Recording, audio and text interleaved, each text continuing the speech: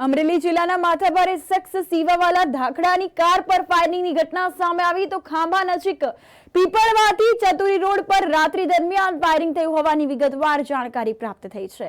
સીવાવાલા ધાખડા પર જૂની અદાવતને લઈને ફાયરિંગ થયું હોવાની વિગતો મળી છે તો બે કારમાં આવેલા પહુવરુ, મયુરવરુ, સંજયવરુ સહિત 6 થી 8 શખ્સો દ્વારા ફાયરિંગ કરાયું હોવાનું રીલ્સમાં સીવા ધાખડા લખી રહ્યા છે। તો રાજુલા પંથકમાં સીવાવાલા ધાખડાનો દબદબો છે। રાત્રિના સીવા ધાખડાની સ્કોર્પિયો કાર પર ફાયરિંગ થયું હોવાની વિગતવાર જાણકારી પ્રાપ્ત થઈ છે।